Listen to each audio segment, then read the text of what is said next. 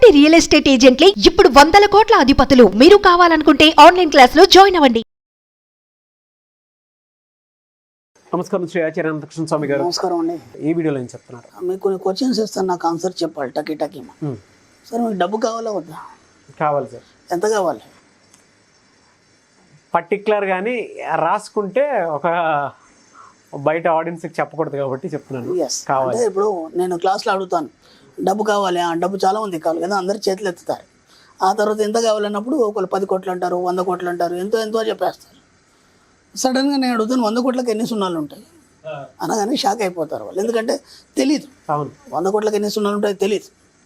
సరే, ఇప్పుడు మీకు డబ్బు కావాలన్నారు. ఇప్పుడు డబ్బు కావాలా, మీకు డబ్బుకు సంబంధించిన జ్ఞానం కావాలా? జ్ఞానం కావాలి సార్. డబ్బు వద్దా? డబ్బు కావాలి, దాన్ని బట్టి ఇది సృష్టించుకుంటాను.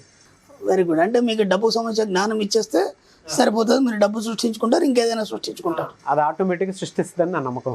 సరే, ఇప్పుడు మీకు డబ్బు కావాలా, డబ్బుకు సంబంధించిన జ్ఞానం కావాలా, మీరు ధనవంతుడు కావాలనుకుంటున్నారా? చివరిది ధనవంతుడు కావాలి సార్. ఎందుకు? ఇప్పుడు మీరు డబ్బుకి సంబంధించిన జ్ఞానం ఉందంటే మీరు ధనవంతుడు అయిపోతారు కదా. జ్ఞానం ఉంటే ధనవంతుడు అవుతాను సార్. మరి ఇప్పుడు ధనవంతుడు కావాలా, జ్ఞానం కావాలా? అల్టిమేట్ ధనవంతుడు సార్.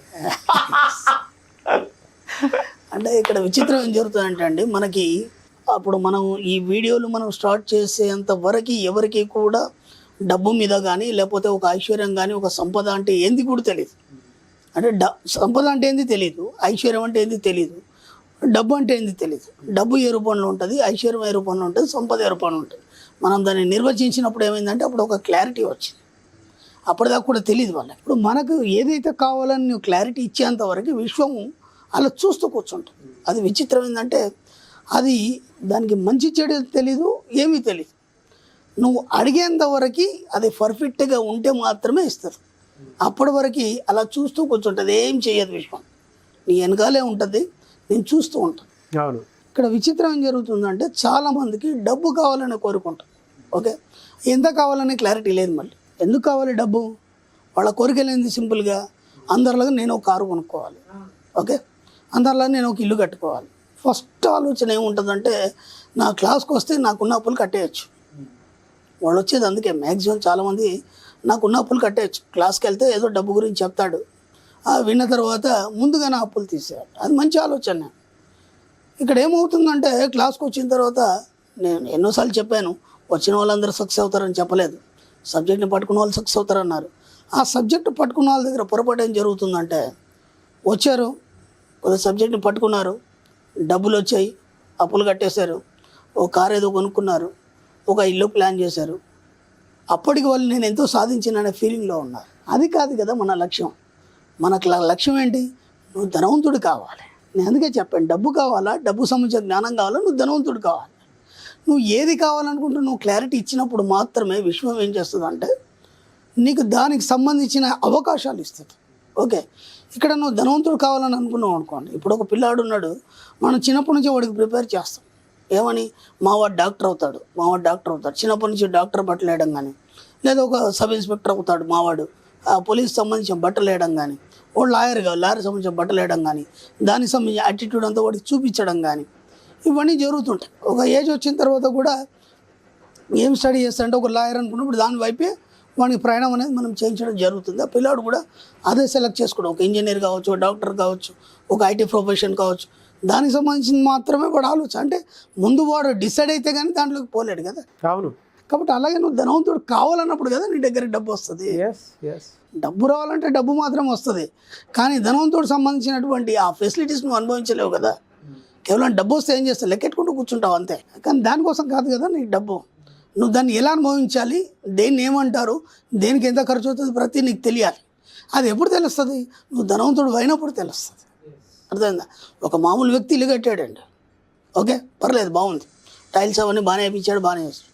ఒక ధనవంతుడు ఒక ఇల్లు కట్టాడు, ఆ టైల్ ఎక్కడిది, ఆ మార్బల్ ఎక్కడి నుంచి వచ్చింది, ఆ మార్బల్ ఎన్ని రకాలు ఉంటాయి, దాంట్లో ఫెసిలిటీస్ ఏంది, దాని ఒక క్వాలిటీ ఏంది, ప్రతిదీ అబ్జర్వ్ చేస్తాడు. హైజెనిక్ ఏదైతే ఉంటుందో ఆ క్వాలిటీ మాత్రమే ఇస్తాడు. అది ఎప్పుడు వస్తుంది నీకు ఆలోచన? నువ్వు ధనవంతుడిగా మారాలనుకున్నప్పుడు దాని దగ్గర ఆలోచనలు నీకు వస్తాయి. అవును. అప్పుడేమవుతుంది విషయం? నిన్ను ధనవంతుగా తయారు చేయడానికి ఎన్నో అవకాశాలు నీకు ఇస్తుంది. ధనవంతుడు కావాలని ఒక ఆలోచన ఉంటే చాలు, ఇక నీకు డబ్బు అవసరం లేదు, దానికి సంబంధించిన జ్ఞానం అవసరం లేదు. ఒక డబ్బు ధనవంతుడిగా మారడం స్టార్ట్ అయిందా ఆటోమేటిక్గా నీకు ఎన్నో అవకాశాలతో పాటు ఎంతోమంది నీ దగ్గరికే వస్తారు. వచ్చేసి వాళ్ళే నీకు అన్నీ నేర్పుతారు. నువ్వు కొత్త నేర్చుకునేదే ఉండదు. ప్రతిదీ కూడా ఏది ఎలా ఉంటుంది, ఏంటి నీ బిహేవియర్ ఎలా ఉండాలి, ఏంటి అవన్నీ ఆటోమేటిక్గా జనాలు, నీకు సంబంధించినటువంటి నీ పరివారం వాళ్ళందరూ ఆటోమేటిక్గా తయారైపోతారు. కాబట్టి ఫస్ట్ మీకు క్లారిటీ ఏంటంటే మీకు డబ్బు కావాలా, డబ్బుకు సంబంధించిన జ్ఞానం కావాలా, నువ్వు ధనవంతుడు కావాలనుకుంటున్నావు. ఈ మూడు లేదో కూడా ముందు డిసైడ్ కండి. ఆ క్లారిటీ లేనంత మట్టుకి మీరు అలాగే మిగిలిపోతారు. మళ్ళీ కన్ఫ్యూజ్ తెలియదు, మనకు తెలియక ఏం చేస్తామంటే ఏదో ఒకటి అనేసుకుంటాము. మళ్ళీ ఇది ఎందుకు నేను ఇక్కడ ఎందుకు ఫెయిల్ అయినా అనే సంగతి తెలియదు మనకి. అవును. కాబట్టి ఒక ధనవంతుడు కావాలనుకుంటే సరిపోతుంది. అన్నీ నీ దగ్గరికి వస్తాయి, అన్నీ తెలిసిపోతాయి ఆటోమేటిక్గా. మీరు దేనికోసం మీరు ఎదగాల్సిన అవసరం లేదు, అన్నీ మీకే తెలిసిపోతుంటాయి. ఒకటి తెలిసిపోతాయి. కాబట్టి ఎంత వీలైతే అంత మీరు ధనవంతులు కావాలని ప్రయత్నం చేయండి. చాలామందికి మీరు చెప్పినట్లు నాకు 10 కోట్లు కావాలి, 50 కోట్లు కావాలి, అయితే సరిపోతుంది అని అనుకుంటుంటాం. కానీ ఈ ప్రాసెస్లో ఆ కోటికి ఎన్ని సున్నాలు ఉంటాయనేది తెలియదు కొంతమందికి. దాంతో ఏం చేస్తామనే దాని మీద అవగాహన ఉండదు. ఇందాక మీరు నాలెడ్జ్ అన్నారు. నాలెడ్జ్ ఏదైనా సరే క్రియేట్ చేస్తుంది. ఎస్, మనకి ఏం కావాలనుకునే దాన్ని కూడా క్రియేట్ చేయగలుగుతుంది. పైగా మనం కూడా క్రియేట్ చేసుకోగలుగుతాం ఏదన్నా సరే. అల్టిమేట్గా ధనవంతులు అవ్వాలి అని అంటే ఆ నాలెడ్జ్ని క్యారీ ఫార్వర్డ్ చేస్తేనే కంపల్సరీ సక్సెస్ అవుతారు. చిన్న ఎగ్జాంపుల్ అండి, ఒక డాక్టర్ ఉన్నాడు, డాక్టర్ కావాలనుకున్నాడు, ఒక్కొక్క క్లాసు వెళ్తూ పోతున్నాడు. ఆ డాక్టర్ కావడానికి చిన్నప్పటి నుంచి కూడా అదే ప్రయత్నంలో ఉన్నాడు. ఒక ఇంటర్ ఉంది, ఒక డిగ్రీ ఉంది, దానికి సంబంధించి చదువుతాడు. మరి అంతకంటే ఎక్కువ నాలెడ్జ్ ఉన్న టీచర్ డాక్టర్ ఎందుకు కాలేడు? అక్కడే ఎందుకున్నాడు? లెక్చరర్ అక్కడే ఎందుకున్నాడు? ఇప్పుడు ఇతనికి ఆ నాలెడ్జ్ ఇచ్చినప్పుడు అతనే కావచ్చు కదా. అతను లెక్చరరే కావాలనుకున్నాడు, ఇతను డాక్టర్ కావాలనుకున్నాడు. కాబట్టి ఇంకా ముందుకెళ్ళడం అనేది జరిగింది. కాబట్టి నువ్వు ఏది అనుకుంటావో అది మాత్రమే విషయం చేస్తుంది. కాబట్టి నువ్వు ఏది కావాలనుకున్నావు అనేది ముందు నువ్వు డిజైన్ ఇస్తే మాత్రం దానికి సంబంధించినటువంటి అవకాశాలను నీకు ఇవ్వడం జరుగుతుంది.